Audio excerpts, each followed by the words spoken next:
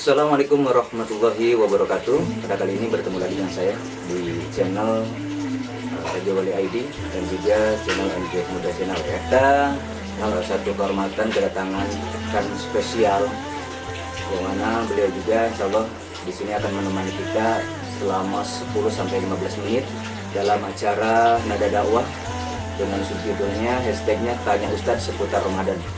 Yang insya Allah pada kesempatan kali ini banyak sekali pertanyaan-pertanyaan yang masuk ke redaksi kami. Kita langsung saja tanya-tanya sama beliau. Alhamdulillah, satu kehormatan buat kami Ustadz ya, dari channel Raja Wali. Kami bersama tim bisa berkolaborasi bersama Antum di sini. Insya Allah mungkin ada pertanyaan-pertanyaan yang akan dilontarkan dari ini yang masuk ke redaksi kami ini adalah dari Instagram, yaitu seputar pertanyaan-pertanyaan tentang Ramadan. Pertanyaan yang pertama ini masuk dari @nadin. Assalamualaikum Ustadz. Waalaikumsalam. Saya sedang dalam perjalanan, bolehkah saya tidak puasa? Ustadz, nah, silakan Ustadz untuk dijawab. Bismillahirrahmanirrahim. Alhamdulillah wassalatu wassalamu ala Rasulillah wa ala alihi washabihi wa sallam. Alhamdulillah, pertama saya ucapkan terima kasih sebelumnya kepada Al Ustaz yang telah mengundang saya di sini. Alhamdulillah kita semua terakhir di studio, khususnya tempatnya di studio Raja Wali ya. Alhamdulillah saya ucapkan syukur jazakumullah khairan. Selanjutnya terkait dengan pertanyaan yang ditanyakan yang pertama dari siapa, dari saudari Nadin. Dari Nadin Ya. dengan yang tentang bagaimana apa pertanyaannya? Saya sedang dalam perjalanan, bolehkah saya tidak berpuasa katanya? Sebenarnya kalau tidak berpuasa itu tidak boleh. Yang boleh itu boleh membatalkan puasa. Kaidah fikih disebut dengan rukhsah. Jadi apabila kita sedang dalam perjalanan, boleh kita menunda puasa atau membatalkannya. Jadi bukan sama sekali tidak berpuasa, tetap berpuasa, tapi di perjalanan boleh untuk membatalkannya. Itu pun dengan persyaratan perjalanannya harus sampai minimal 16 farsa. 16 farsa itu ya, disebutkan oleh Syekh Abdul Rahman Al-Jazair minimal ada 81 km. Jadi misalkan kita dalam perjalanan jauh minimal ada 16 farsa atau sampai dengan 81 km, kita justru dalam melaksanakan puasa boleh kita membatalkannya. Ya. Bukan berarti boleh tidak berpuasa, tapi membatalkannya itu boleh. Wasaumu afdal. Akan tetapi apabila kita memilih untuk tetap berpuasa itu lebih utama. Terima kasih Ustaz. Ini satu pertanyaan, mudah-mudahan saja sudah terjawab, semoga puas. Yang sudah bertanya yaitu dari kita yaitu dari Nadin ya. Nadin semoga puas dengan jawabannya. Jadi intinya bukan boleh tidak berpuasa, tapi boleh untuk berbuka puasa kalau seandainya sudah memenuhi kriteria gitu ya, perjalanannya berapa kilo misalkan ya. Kalau dari sini baru ke CXL itu belum boleh ya Ustaznya. Jadi intinya perjalanannya jauh lah intinya ya. Untuk pertanyaan selanjutnya yang masuk ke Twitter. Assalamualaikum Ustaz. Waalaikumsalam. Ibu saya sudah lanjut usia, tidak kuat puasa sampai meninggal. Apakah saya sebagai anaknya harus mengkodoknya? Oke, silakan Ustaz. Ini dari Firman untuk dijawab. Alhamdulillah untuk saudara kita siapa? Firman. Kang Firman ya. Firman. Alhamdulillah. Orang tuanya ini sudah lanjut usia, lalu tidak mampu untuk melakukan atau melaksanakan kewajiban sunnah Ramadan, lalu sampai meninggal, bagaimana tanggung jawab untuk keluarganya? Begini, seorang yang kewajiban puasa itu disebutkan oleh para ulama dalam kitab-kitab fikihnya, diantaranya kitab fikih yang tentu sudah tidak asing lagi di kalangan para santri, yaitu Fathul Mu'in, dikatakan di situ wa innama yajibu shaum Ramadan ala mukallafin wa mutikin lah. yang pasti wajibnya puasa itu yang pertama untuk mukallaf. Yang kedua itu mutiqin lahu, orang yang mampu untuk berpuasa.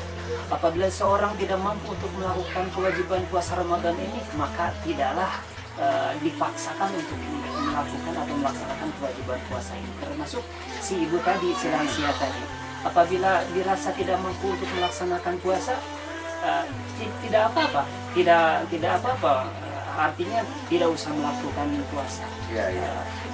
Tetapi si pihak keluarga atau anak atau si walinya atau keluarganya itu punya kewajiban untuk membayarkan fidyah. Fidyahnya. Wa 'alal ladzina yutiqunahu fidyatun ta'amu miskin, seperti itu. Yang selanjutnya, kecuali misalkan begini, yang meninggalkan puasa ini bukan karena lansia, misalkan karena suatu penyakit sehingga tidak mampu melakukan puasa hingga si orang tadi itu sampaikan meninggal dunia. Itu bukan fidyah yang harus dikerjakan oleh si wali ini atau si anak cucunya ini, akan tetapi harus mengkodoknya. Sebagaimana dikatakan oleh Nabi SAW, man mata wa alaihi shaumun shoma anhu wali. Barang siapa yang mempunyai hutang saum lalu meninggal, lalu hutang saumnya itu belum diqadha, maka si walinya ini, anak atau keluarganya punya kewajiban untuk mengqadhakan saum yang ditinggalkan oleh si mayit tadi. Ini pertanyaan yang masuk masih ke Twitter dari @randipermana ya. Assalamualaikum warahmatullahi wabarakatuh. Waalaikumsalam warahmatullahi wabarakatuh. Ustaz, saya mau bertanya, di kampung saya ada banyak anak yatim. Makan dan pakaian sehari-harinya tentu menjadi tanggung jawab kami. Pertanyaannya, apakah termasuk pendidikannya juga? Lalu bagaimana jika kami tak sanggup lagi untuk membiayai mereka? Alhamdulillah, terima kasih kepada Kang Randi ya. Randi Permana ya. Dan kita doakan sama-sama Ustaz, semoga ini Kang Randi ini Allah Subhanahu wa taala senantiasa memberikan kebahagiaan, keberkahan rezekinya, seperti apa yang kita dengar bersama tadi. Beliau katanya senantiasa memuliakan dan terus menjaga anak yatim. Alhamdulillah Ustaz ya. Selanjutnya begini, sebenarnya seperti apa yang tadi disebutkan, memang betul anak yatim itu adalah tanggung jawab kita semua. Sehingga barang siapa yang membiarkan anak yatim terlantar, maka dia dicap oleh Allah Subhanahu wa taala sebagai pendusta agama. Akan tetapi pertanyaannya begini, bagaimana kita apabila sudah tidak mampu untuk membiayainya? Karena seperti tadi disebutkan, karena terlalu banyak anak yatimnya begitu. Ya. Itu sebenarnya seharusnya warga di sekitar harus mengambil dananya itu dari yang disebut oleh fikih itu baitul mal. Baitul mal ini bahasa sederhananya adalah uang kas. Jadi uang kas itu sebagian harus dialokasikan untuk pembiayaan anak-anak yatim di sekitar. Pertanyaan selanjutnya, apakah termasuk pendidikannya juga? Tentu pendidikannya. Karena apa artinya kita dari kecil memberi makan, minum, pakaian, lalu setelah gede menjadi jahat? Pendidikannya nggak diperhatikan. Misalnya pendidikannya tidak diperhatikan, ya tentu dikembalikan kepada kemampuan. Ya minimal pendidikan agama harus ditekankan. Saya mengaturkan terima kasih untuk yang sudah menonton channel kami, dan insya Allah ini akan ditayangkan di 3 channel ya. Yang pertama di channel Radio Wali ID, yang kedua di channel saya pribadi di MZ Muda Channel, yang ketiga di channel Ustadz ya, yaitu channel Ustadz Basuni ya. Silahkan di subscribe aja, nanti bisa ditonton di sana juga. Nafidunya hasanah, wafil akhirati hasanah, waqina adzabannar. Wassalamualaikum warahmatullahi wabarakatuh. Terima kasih.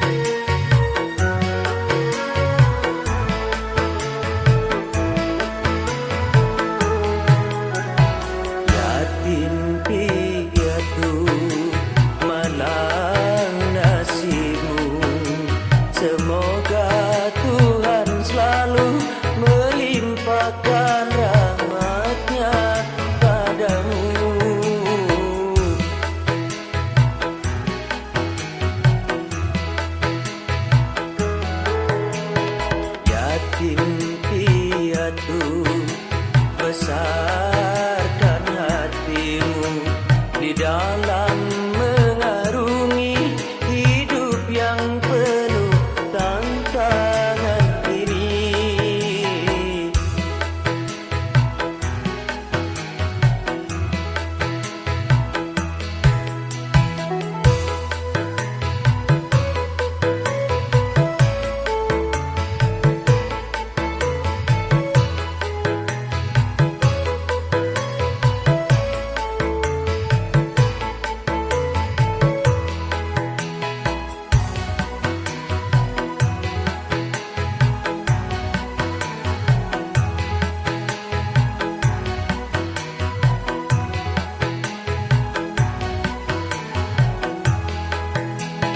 Wahai para hartawan, coba ulurkan tangan untuk membantu mereka dalam kehidupan.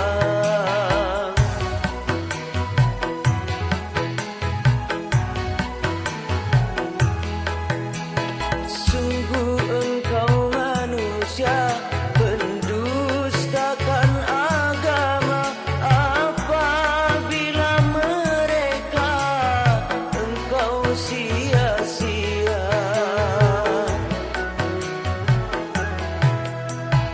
Yatim piatu mana nasibmu, semoga Tuhan selalu melimpahkan rahmat-Nya padamu.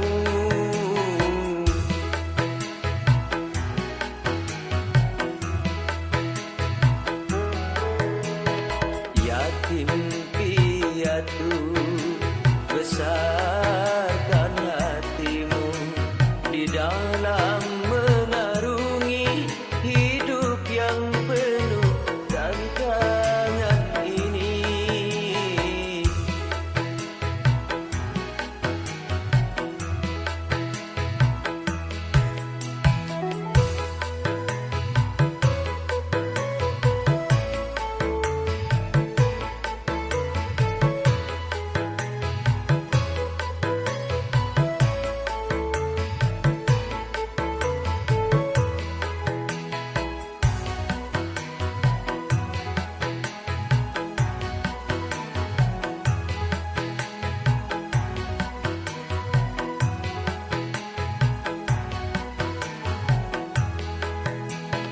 Wahai para hartawan, coba ulurkan tangan untuk membantu mereka dalam kehidupan.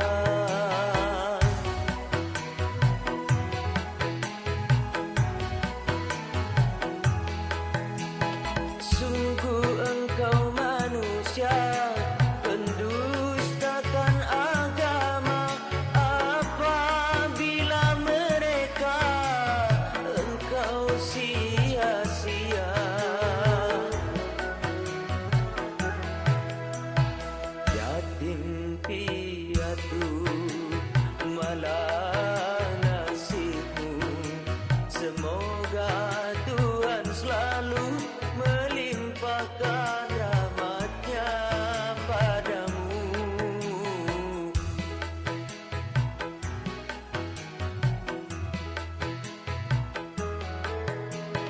Yatim piatu, besar